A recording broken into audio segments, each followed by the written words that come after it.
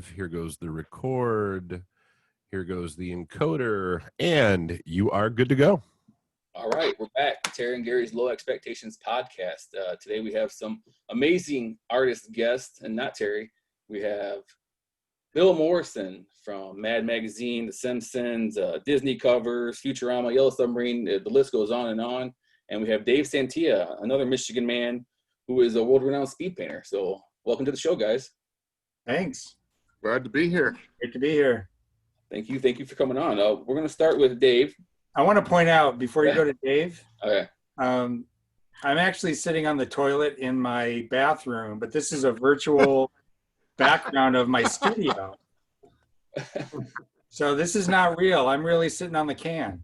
That's Can awesome. we adjust the camera? Will that change the view? I don't know.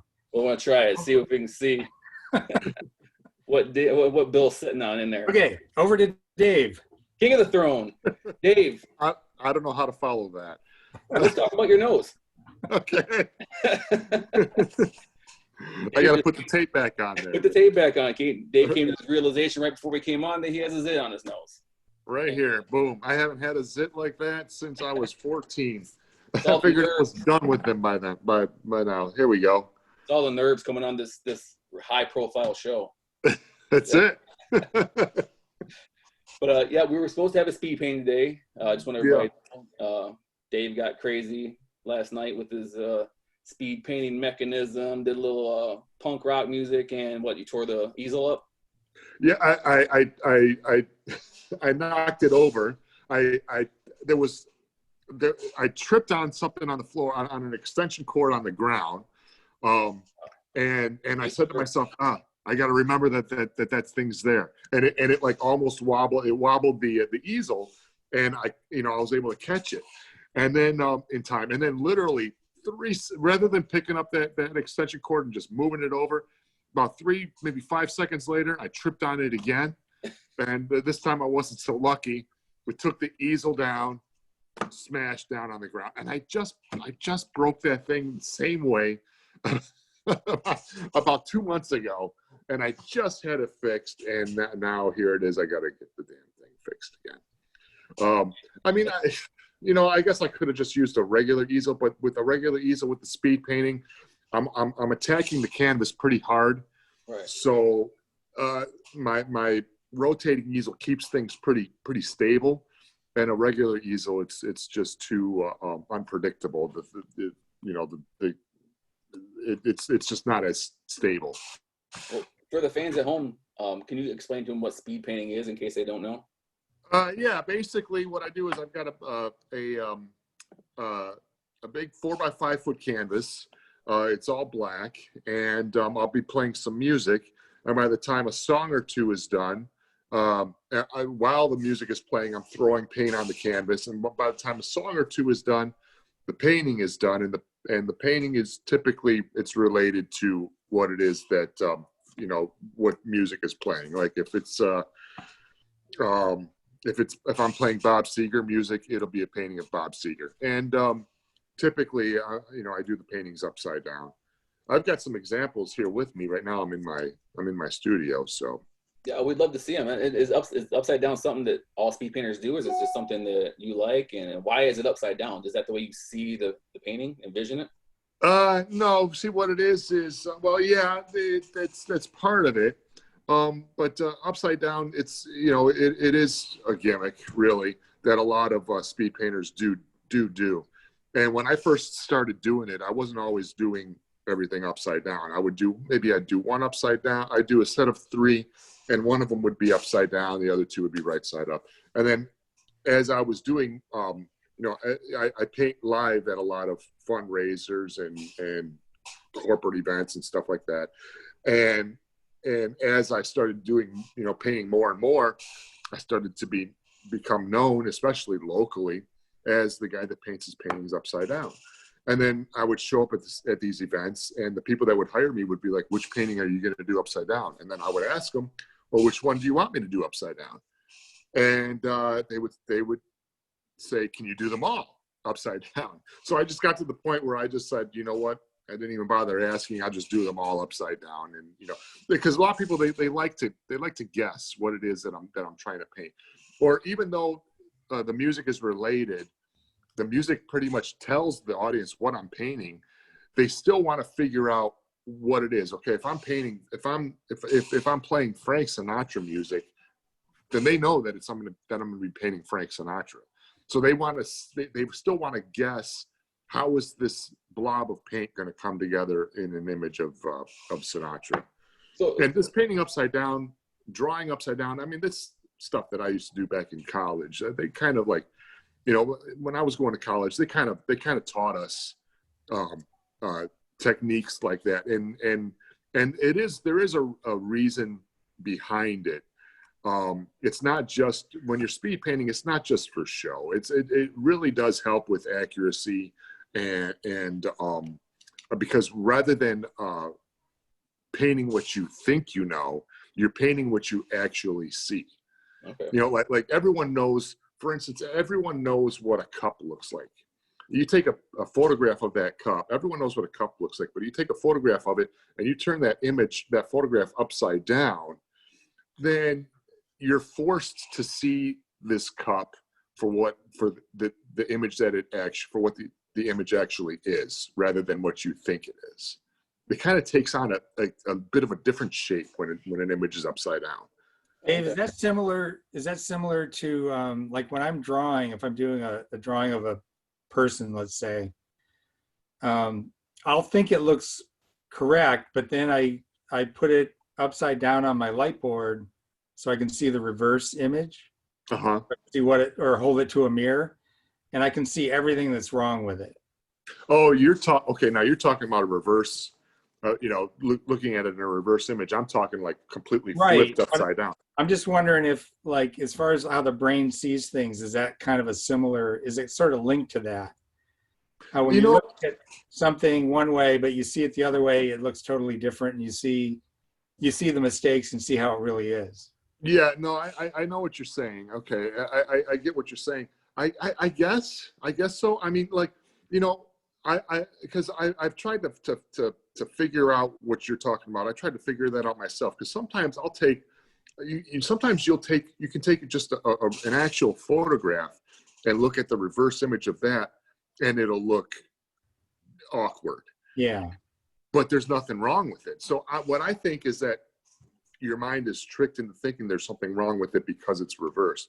But yeah, I get what you're saying. You take an image and you draw it out, and then you look at the reverse of it and you see all the mistakes and all of the goof ups. Yeah. I to be honest with you, I can't figure that out. No, Bill, when you're drawing your Simpsons covers or Disney covers or anything like that, do you draw yours upside down? No. Okay. Always with my right hand and always right side up. I've tried drawing blindfolded before. There was a guy who went around to all these different cartoonists, and he blindfolded us and said, draw the character that you've drawn the most, but without looking at the paper. So you think you could draw the thing blindfolded because, I've drawn Homer Simpson, thousands of times. But then, once he takes the blindfold off, it's like a Picasso painting. Yeah. I've actually had to do that sort of thing too, like a blind contour drawing. Yeah. Where I have to draw without looking at the paper, but we weren't blindfolded. We just couldn't look at the paper. And yeah, I get what you're saying. It totally looks like a Picasso. But after a while of doing, what's that? That's how Terry's drawings are. He's our resident artist on the show, so his drawings blindfolded as well. Well, they look blindfolded, but they're not. You know what I mean? Right. The only thing I do blindfolded is drive. I practice. I'll hit a few things. So both of you guys, were you classically trained? Did you guys go to school for art? Is it just something you've picked up, or how did the art come about from you guys? Dave, Bill, Terry. Who you want to go first? Go ahead, Dave. Go in alphabetical order. All right. Bill. Yep. Oh, I went to the Center for Creative Studies here in Detroit. It's called the College for Creative Studies today, but back then it was CCS, Center for Creative Studies. So I guess I wouldn't say classically trained, but I was rock and roll trained. Rock and roll trained. Not classical. And you, Dave, you're rock and roll trained, of course, because you draw rock and roll. Right. Well, I've been drawing and painting since I was about 7. I've always had it in me, but I did, I did take art throughout, all 4 years of high school, and then I did end up. I went to Macomb and took classes in Macomb. I did end up going to Center for Creative Studies. I got kicked out of Center for Creative Studies after a couple of years, and that's a whole long story in itself. But we'd love to hear it. We've got the time, Dave. Help us with our ratings. Come on. Right. Well, me and let's just say me and the head of the I was going for graphic design, which I probably really shouldn't have been. Let's just say me and the head of the graphic design department at the time didn't see eye to eye. It was confusing to me, especially. They have portfolio review rather than exams. And what they do for portfolio review is you got to take your portfolio of everything that you've done throughout the semester, or your best works or whatever that you've done throughout the semester, and you face in front of two board members, and they critique what you show them. And one of the board members, a lot of the board members were also teachers. And one of the board members that I had to face, him and we just didn't get along. We just did not get along.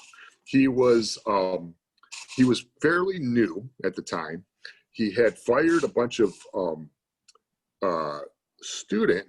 teachers rather, and hired new teachers that were former students of him. So basically, we were being taught by people that were about 10 minutes older than me. And he had this mental attitude where if you didn't do it the way how he would do it, it was completely wrong. And since he had that attitude, all of his new teachers that he hired that were former students of his, they were all like little clones of him, right? This is back in the 90s. I don't know if he's still there or not. I'm not going to say his name, but so then I had to face him for my portfolio. No, don't. Yeah, no. Gary's trying to shit through here. Yeah, I mean, I'm not trying to whatever. But anyways, I had to face him in front of for my portfolio review, and he was just tearing apart my every project. He just tore it apart.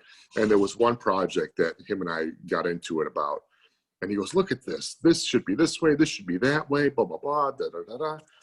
And then I said, "Yeah, but I got an A on that project." He goes, "It doesn't matter what you got through the semester. You should change it for your review." And I said, "Well, why would I want to change it if it's already an A?" And then he goes, "It doesn't matter." Then he goes, "Who gave you this A anyways?" I said, "You did. This is from your class." And that was it. He goes, "The review is over. That's it. We're done." And I walked out knowing that it was bad news. And sure enough, I completely failed that review. And I was asked to not come back. I had a bit of a little bit of a scholarship. It was rescinded, and I was told to go to community college and reapply in 2 semesters or something like that. After a couple semesters, I got another notice from them in the mail saying, "Okay, you can come back now." And I didn't. Yeah. I stuck with Macomb. Yeah. So I mean, it's a great school, though. It was, but unfortunate that one person has that much control, though. Yeah, I don't think he's head of the graphic design department anymore. This was, like I said, this was 20 years ago. Right.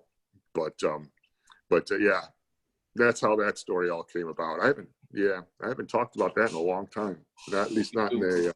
We pull all this information out of you guys. It's just still it hurts. Now, Dave and Bill, you could probably answer this question. Now, when someone, you're trying to be taught and stuff like that, but sometimes when they're trying to force you to do a certain way, does it kill creativity? You know, and Yeah. obviously killing creativity is a bad thing. I personally think, you know. For me, it did. That's Yeah. why I say I shouldn't have gone for graphic design, because there's so many rules when it comes to graphic design. Okay. And at least I felt there was. You know, you have to stick to certain color schemes when you're doing a certain design. You got to do this, you got to do that. You know, basically, you know, listening to the client is one thing, but like being restricted with all these rules, yeah, it did kind of like hold back on creativity. And I really should have been going for you know, freelance, you know, artwork, or not freelance artwork, Fine but art. what do you call it? Fine art. Yeah. I should have been going for that. Because that's what I end up doing anyways. You know. It all worked out. Yeah. Yeah. I found that I think the best teachers are the ones that give you guidelines, but they don't really tell you you have to do it this way. And I actually had teachers who's you know, point blank just said, this is how I do it. This might not be how you do it. This is where you want to get to. You don't have to do it my way, but just to let you know, because I'm your teacher, this is how I do it. If you do it another way, that's fine, as long as you get to the end result. You know, and that's how I've always, when I teach younger people, that's how I always communicate.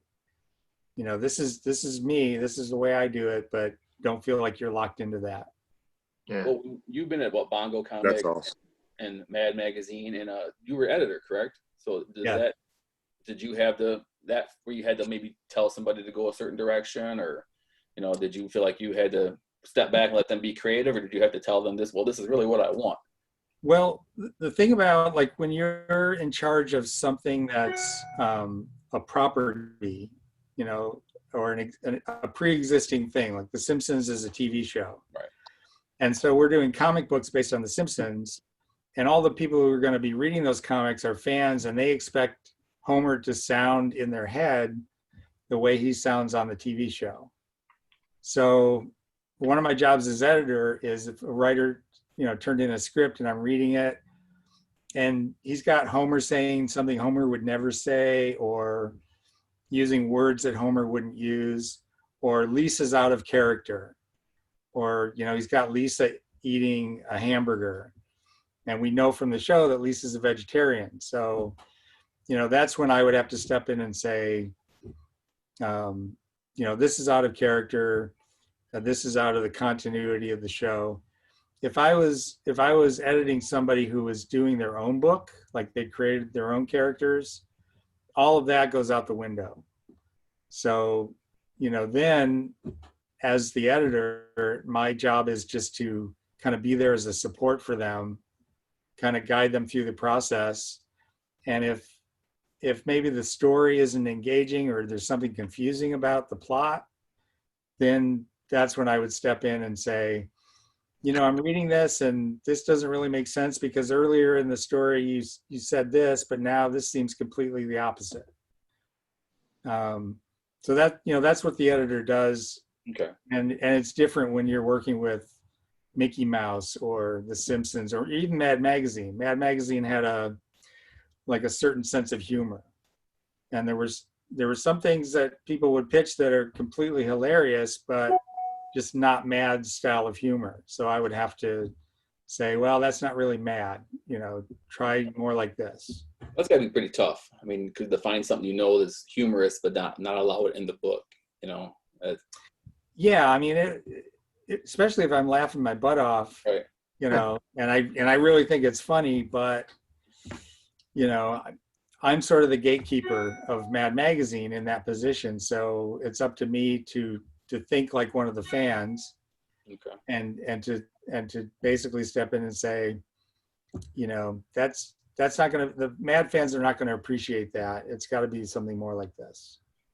Now, how did Bongo come about? You were one of the co-founders of Bongo Comics, correct? Yes. Did you guys land the Simpsons property right away, or was it?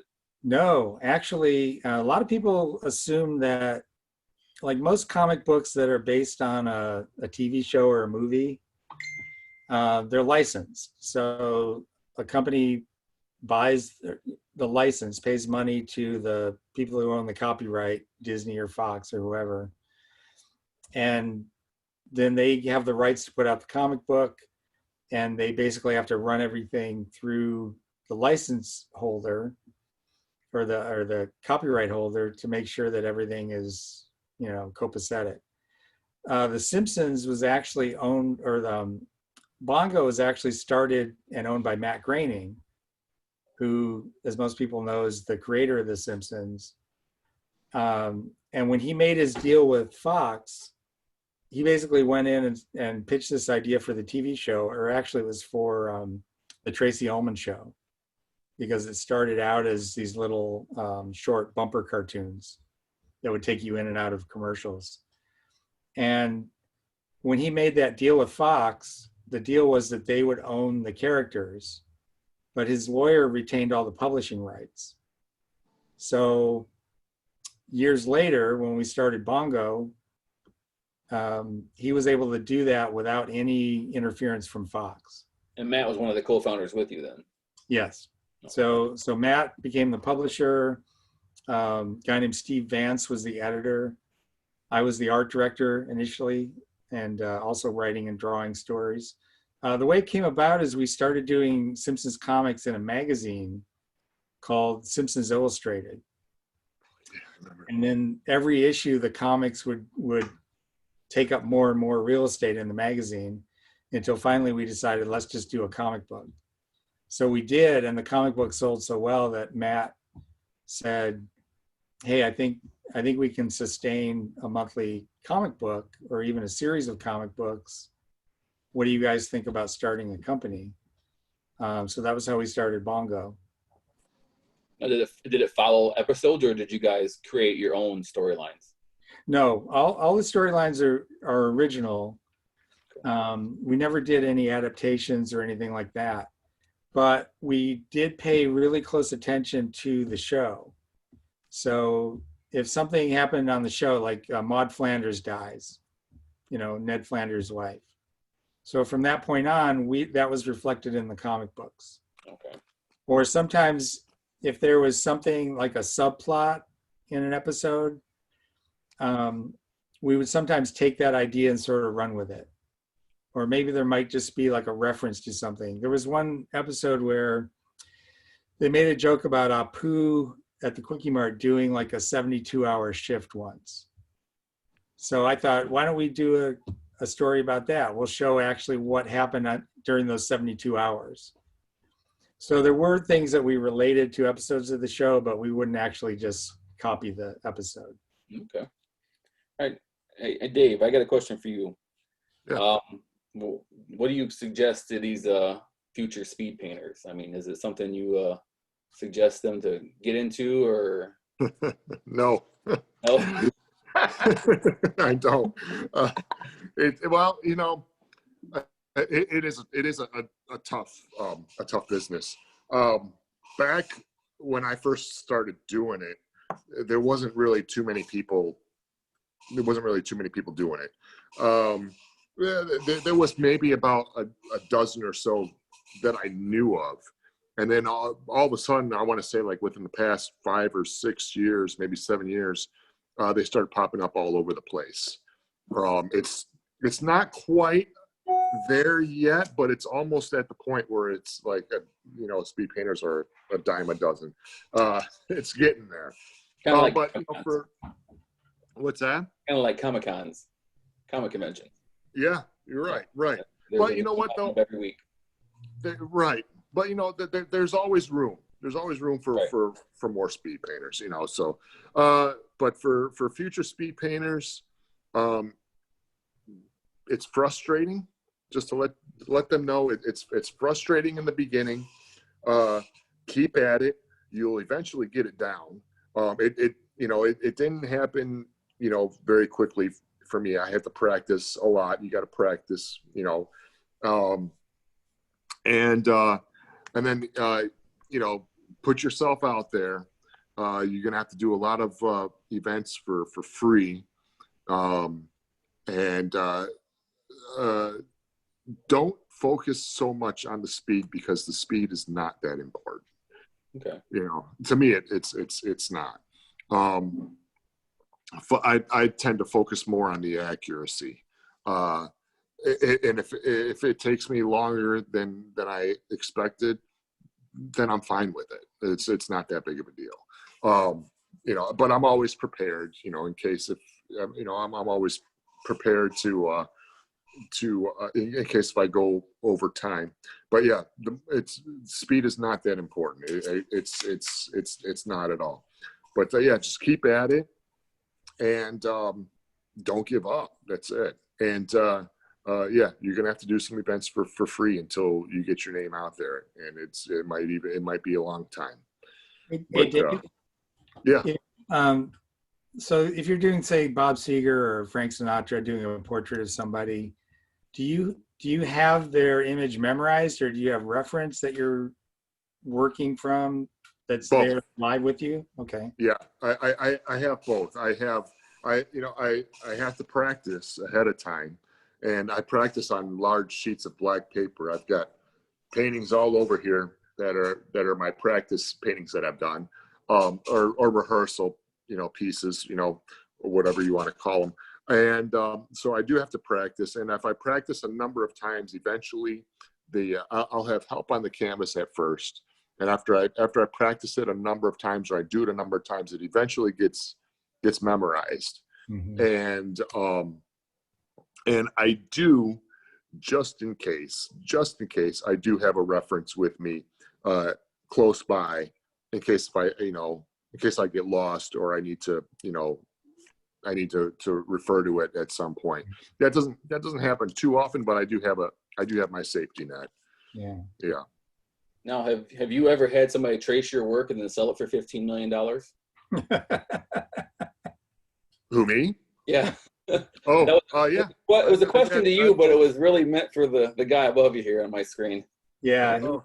he's making a reference to, do you know the artist KAWS? KAWS? No. You know that big sculpture downtown in Detroit? It's kind of looks like Mickey Mouse's body. He's got like the Mickey Mouse pants and the big gloves. Oh, yeah. Okay, so he's the artist who did that. Okay.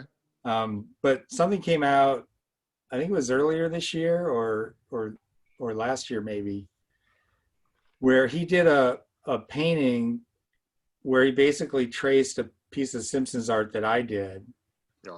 And then he changed, like he put X's over the eyes, which is his trademark. Right. And then he added like this clown hair or something, like kind of stylized. They look like big elephant ears. Right. Anyway, he did that painting, I don't know, 10, 15 years ago, but it recently sold for $15 million. You got to be kidding me. No, it was basically plagiarized your work. Yeah, if you look at the two like side by side, you can see that he really just traced mine line for line and then made those little changes. I've seen somebody overlay those two, and you can't. It's exact. Yeah. You know, I just someone did copy one of my speed paintings pretty much verbatim a couple of years ago. Some guy in Florida, and someone on my friends list found it, and I confronted the guy online. I told him, hey, you know, cut it out, you know, and I can't remember what he was selling it for, but I said to him, cut it out. I said, that's, you know, my design, my image, you're copying me exactly verbatim. Mm-hmm. And he's not really, and this guy wasn't really an artist, and he didn't know that it was illegal to do such a thing. Yeah. And so he stopped. I said to him, if you're going to do something like that, you need to reference or give credit to the original artist. Right. It's actually a shame because since I've started this comic convention here in Monroe, I mean, artists I've found, friends of mine now that you see that they've actually had their artwork stolen and put on TeePublic or, you know, whatever company sells T-shirts or art prints and stuff, and it's actually widespread, and it's kind of concerning. Is it concerning to you guys? What's that? Is it concerning to you guys that kind of stuff happens? And is it what now? Yeah. Concerning, like, does it Oh, yeah. Yeah. Yeah, for I mean, sure. it Even if it's definitely, not, you know, I mean, when I did that painting for The Simpsons, I got paid. I don't own the copyright. I don't get royalties from it. So somebody stealing that doesn't really hurt me financially that much. But I mean, I've got friends who are cartoonists. I have one friend who's a brilliant caricature artist. Works for Mad Magazine. He does like all the movie and TV parodies.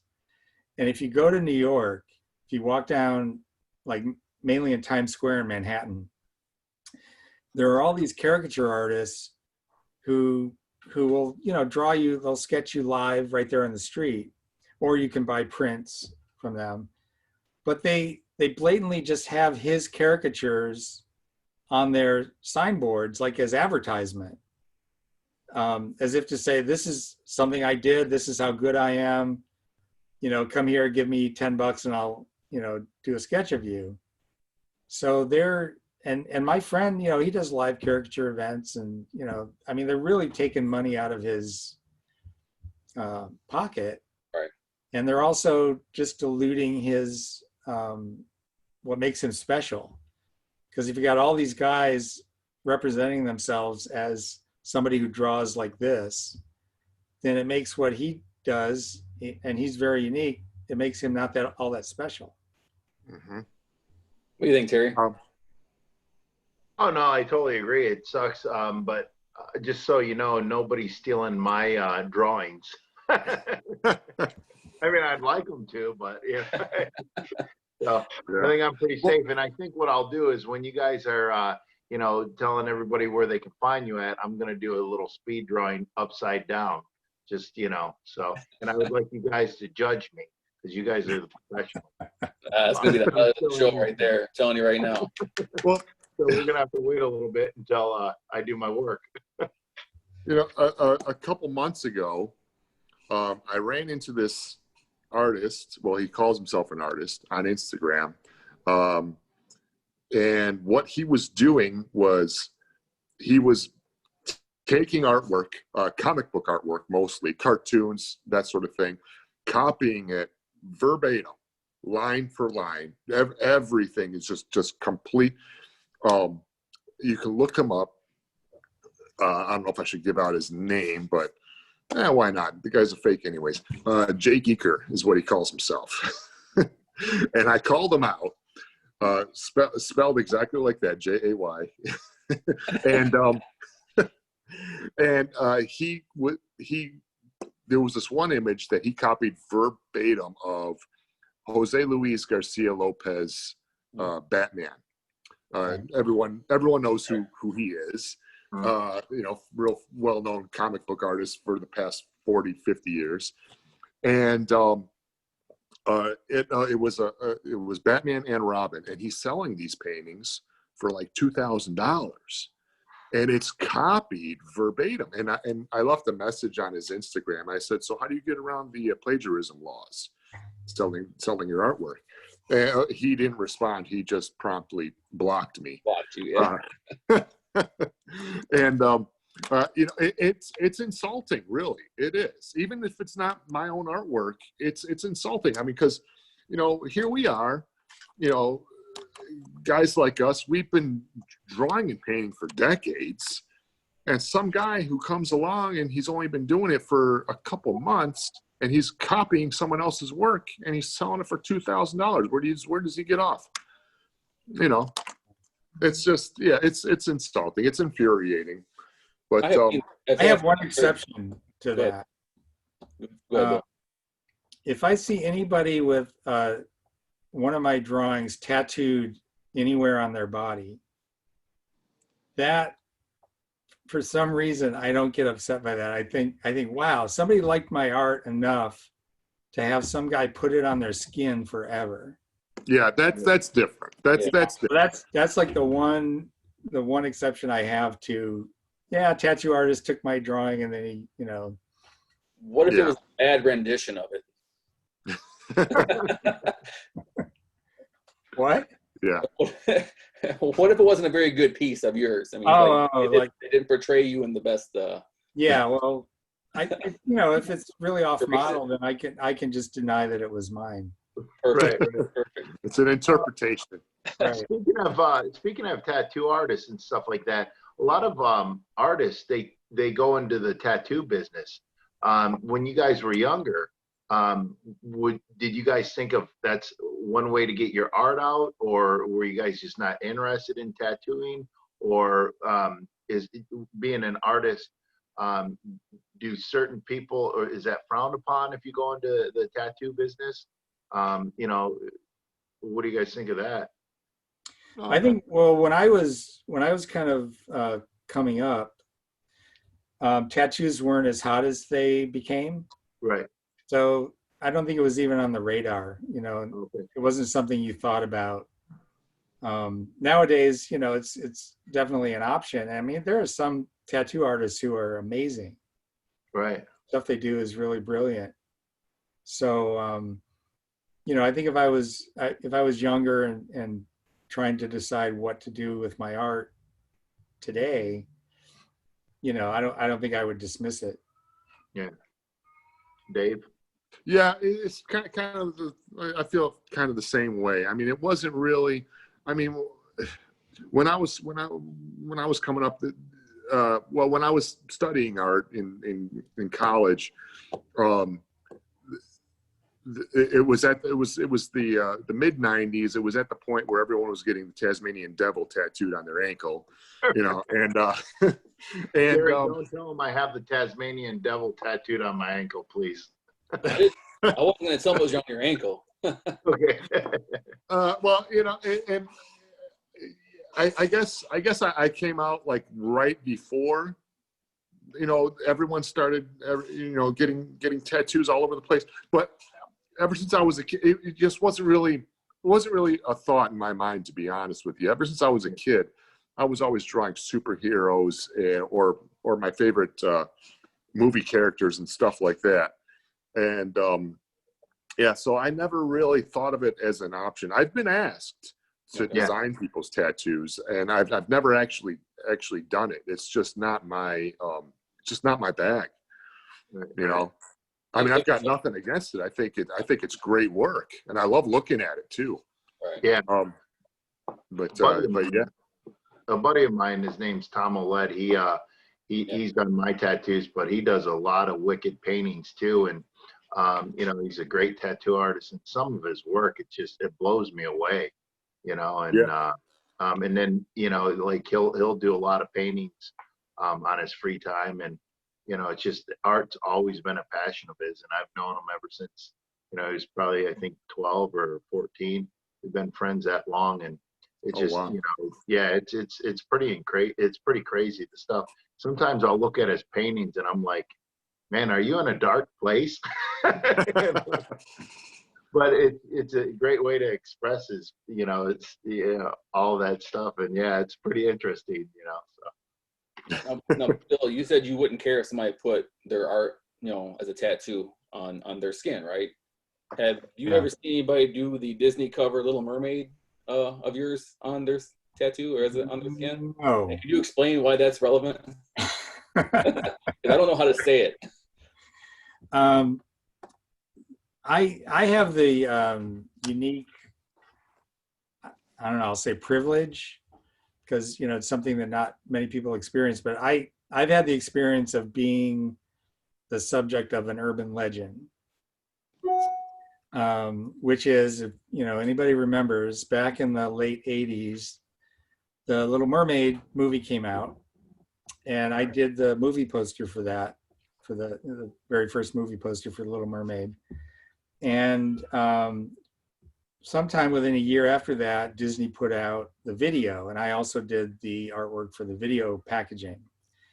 And at some point shortly after the video came out, within a day or two, a woman in Arizona, her husband brought the video home from the video store, and he kind of nudged her and said, "Hey, honey, check this out. Look what some degenerate Disney artist painted into this artwork."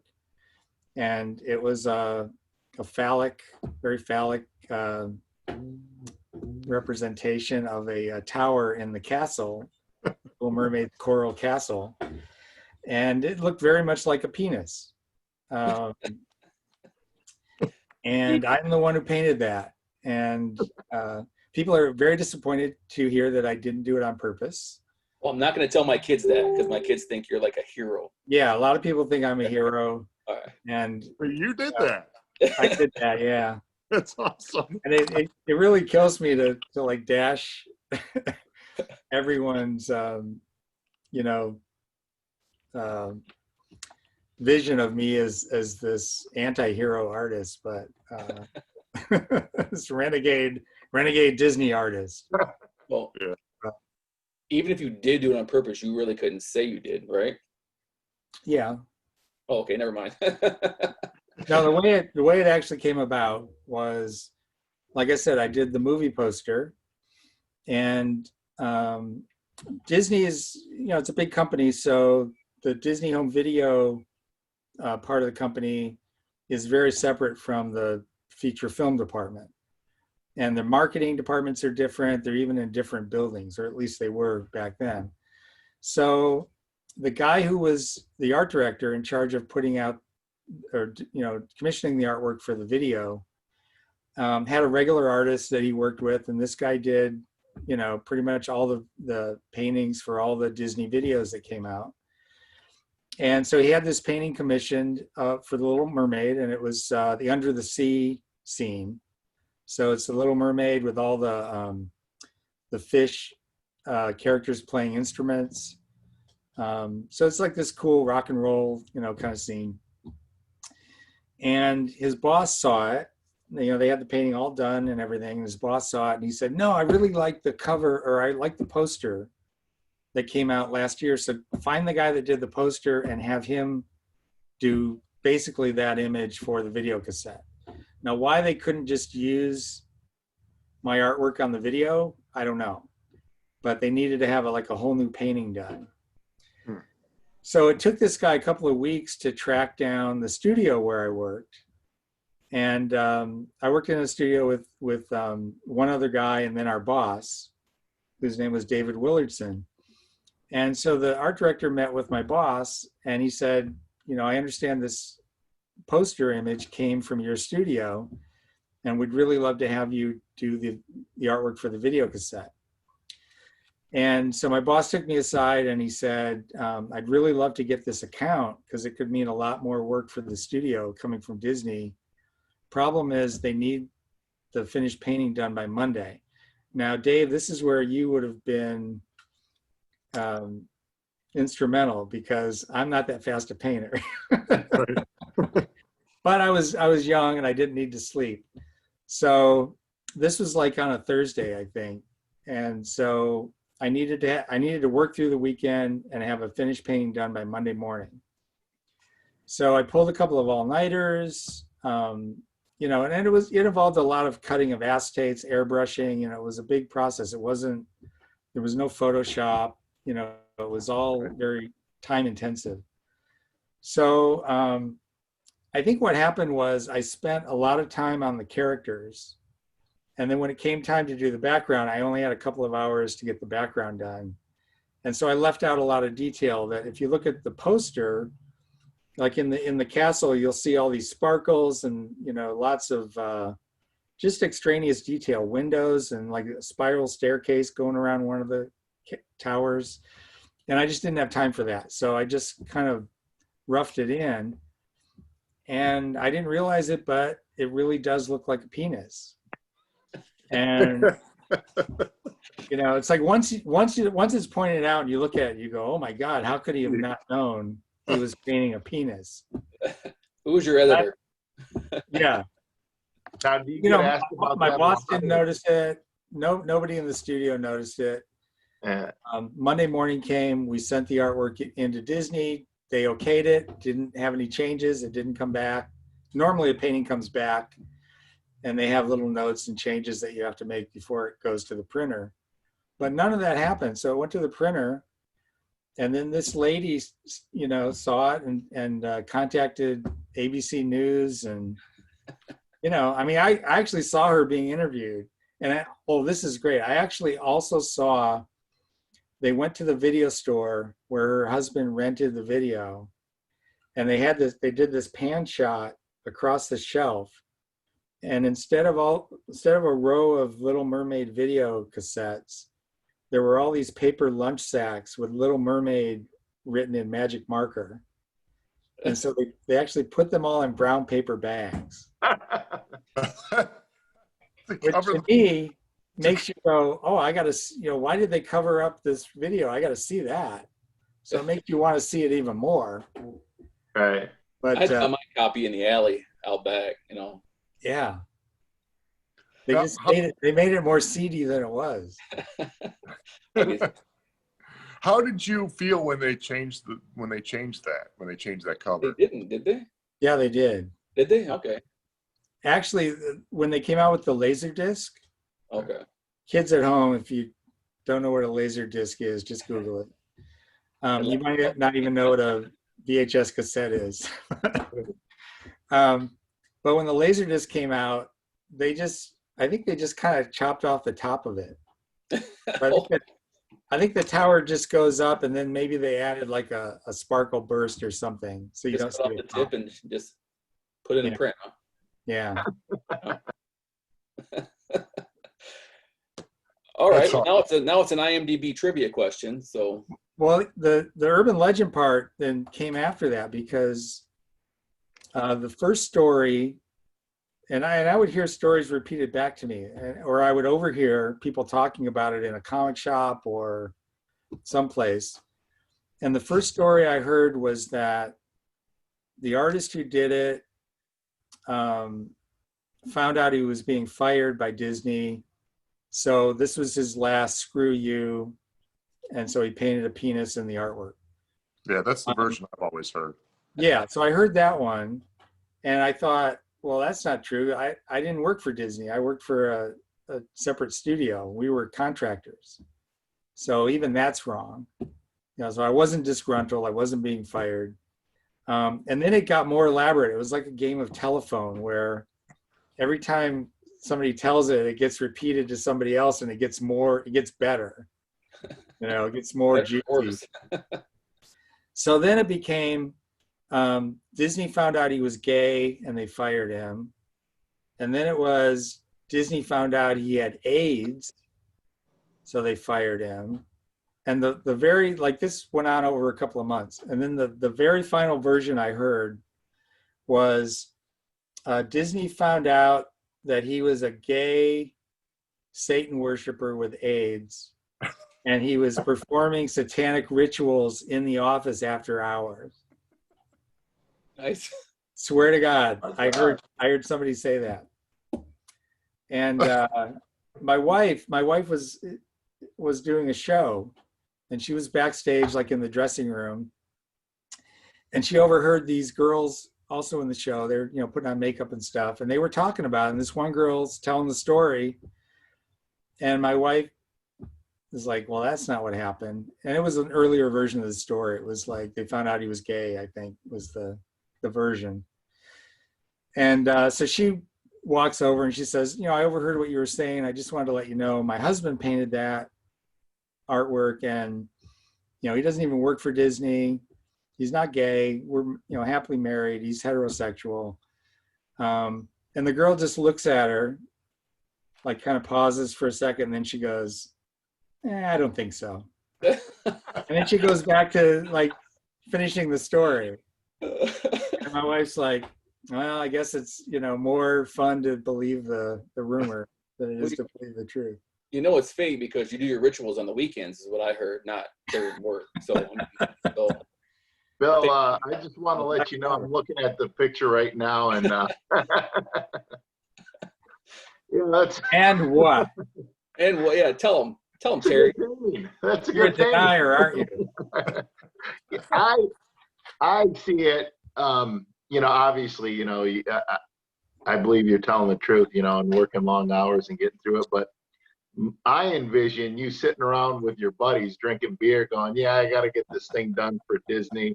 Watch this. I'll put a penis in there." Laughing, high-fiving each other. And then when it gets through, you're calling them up, going, "Hey, it went through." Holy moly!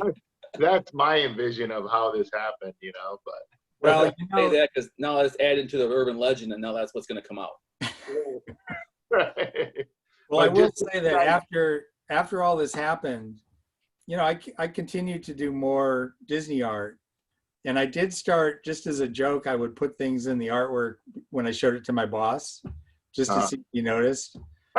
And, and then of course I would erase it and it wouldn't be in the final version. But it did become a joke around the studio that I was always trying to hide something. Now, now, did you guys get a lot of heat from Disney or no? Or was it just, hey, it was just Almost. I did a poster for a Mickey Mouse featurette called The Prince and the Pauper. And that was right around the time this whole thing was all this news was breaking. And so my boss, as he would usually do, would take my paintings and meet with the art directors, and then they would give him notes and then would come back. So he was waiting to go in and talk to these art directors, and he overheard this heated conversation. And he heard one of the art directors say, and they're talking about the Little Mermaid scandal. And he heard one of the art directors say, well, look, if I find out who did it, I'll make sure he doesn't work for Disney ever again. So my boss is like sitting there thinking, well, maybe I should keep my mouth shut and hopefully they'll never find out that it came from my studio. But then he thought, well, this might be my only chance to defend the artwork, because if they find out, they might just stop taking my calls.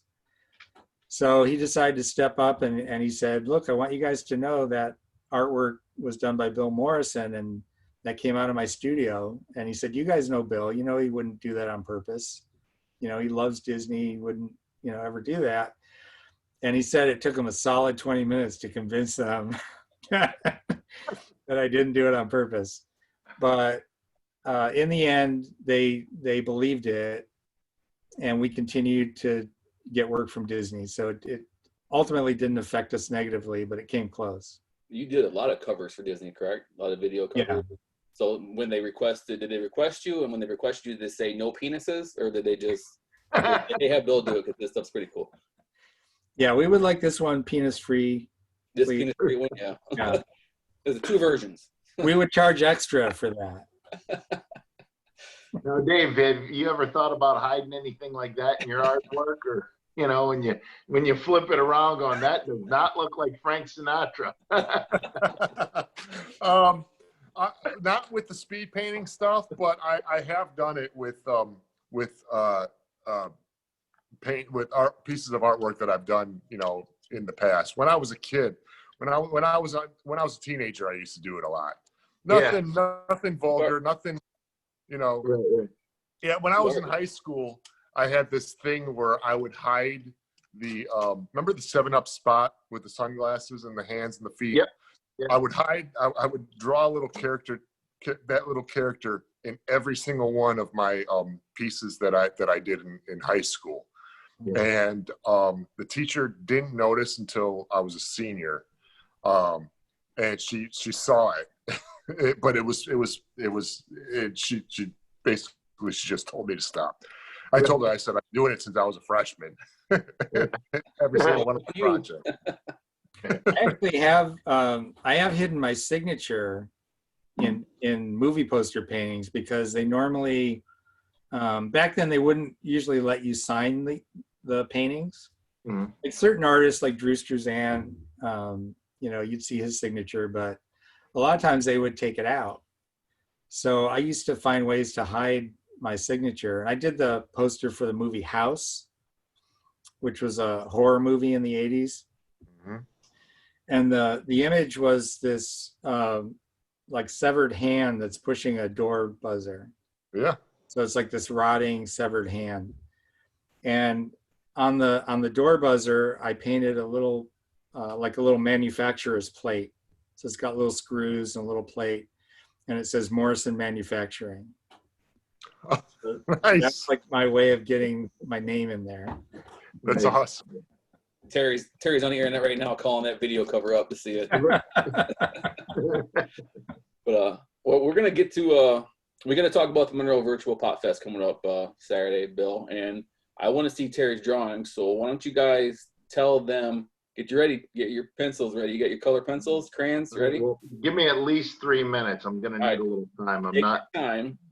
Tell us where they can find you, Dave, and tell us why you didn't, actually, last question quickly, why you didn't go to America's Got Talent when I asked you.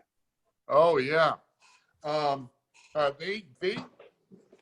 They contacted me years ago.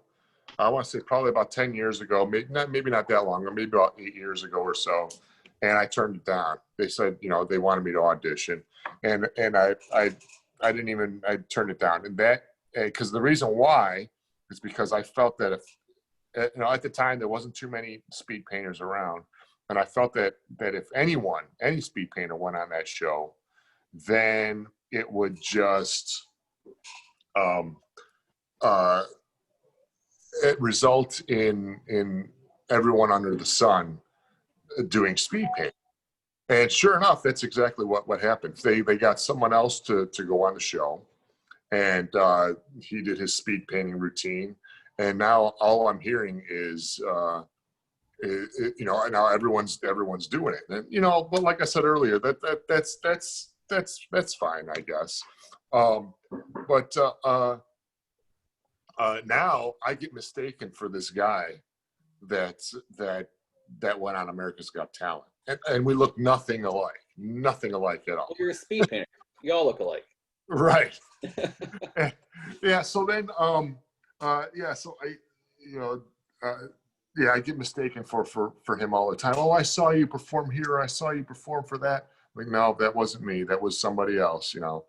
But yeah, that's so yeah, I turned it down, and that's the reason why I didn't want to end up having speed painting be a dime a dozen type of thing that it's really kind of like starting to become. And you do live speed paintings every Wednesday on your Art and Soul page? Is that what it is? Yep, on my Facebook page, Dave Santia's Art and Soul, on Wednesdays at 7 p.m. Eastern time and Saturdays at 4 p.m. Eastern time. I'll paint for about a half an hour where I'll do 3 paintings, and that all started because of this pandemic. I was kind of doing it before years ago, but I kind of stopped because I got busy. And but since this pandemic, the whole world is closed. I needed to prevent myself from being bored, so I just started doing these videos and just premiering them on Facebook just to see what would happen. I ended up developing a little bit of a following, and now I kind of like got locked into doing it every Wednesday and Saturday, and that's fine because I have fun doing it. And I've been banking them, because one day the world's going to open back up again. It's slowly getting there, and hopefully, I'll be able to be back and up and running again. But as far as painting, for various events and stuff, but so I've been practicing all summer, and then I just kind of like decided, why don't I record my practice paintings and throw them up on Facebook. Now I'm kind of like making it into a very, very, very raw and very, very, very amateurish little TV show, I guess you could say. I'm getting into it, because I just finished up doing all of my videos for October. So I put a Halloween theme in each painting. Next, I've got, November coming up, where I'm going to be, November is Pancreatic Cancer Month. So I'll probably do a painting of a celebrity that died of pancreatic cancer in each video. And then I got December coming up, where everything's going to be all, holiday related. So I've been having fun with it. People seem to be having fun, watching. Oh yeah, stuff. I love the videos. They're really interesting. They're great art. Thank you very much. We're gonna have the unveil here. You guys ready to critique this art? Okay, well, I need a little bit more time. Did they go over the Facebook pages and stuff and Instagram and all that, Gary? I'll have Bill go ahead and do his Facebook page and Instagram and everything because I still got to talk to him about the virtual Pot Fest. Okay. My Facebook is Bill Morrison / Atomic Battery Studios. That's Atomic Battery, as in what Robin says to Batman in the old Batman TV show. Atomic batteries to power, turbines to speed, Roger, ready to move out. That was too long, so they just shortened it to Atomic Yeah, I Battery. just shortened it to Atomic Battery. So Bill Morrison, Atomic Battery Studios. Twitter is at Bill Morrison Man. A little nod to Bart Simpson Man. And Instagram is just Atomic Battery. And did you give yours, Dave, or did I? My Instagram and Twitter, it's just Dave Santia. And my Facebook is Dave Santia's Art and Soul. And my website, davesantia.com. Is that enough time, Terry? Do you need more time? I can stretch this out as long as you need. I have a question for Dave. I'm almost ready. Let me put some. Yeah, what's that? So I'm wondering, have you ever done like a time lapse of one of your paintings to make it even faster? Yeah, I have. Actually, it's funny that you say that because that's what got me into doing speed painting to begin with. Because years ago, I would do these videos of me, these time lapse videos of me doing an oil painting that would take me 30 or 40 hours to do, and I would post them to Facebook or YouTube or wherever. And one night, I'm at home. And I'm watching one of my time lapse videos. You know, it's 40 hours condensed down to like 3.5 minutes or whatever. And in the side, the suggested videos section on YouTube, there was a video with a headline that caught my attention that said, "This amazing artist does something incredible," or something like that. So I clicked on it. I was curious. I clicked on it, and it was from that old TV show, That's Incredible. Remember that show like 40 years ago? And they were talking about this artist. His name was Denny Dent. And I'm like, okay, yeah, get on with it. Let me see what's making this guy so amazing. What is he so incredible for? Well, he had the same basic setup, big black canvas, same basic setup that I've currently got. And he's got all these cans of paint at his feet. And he's got about a dozen brushes, about 6 brushes in each hand. And then they started playing some Beatles music.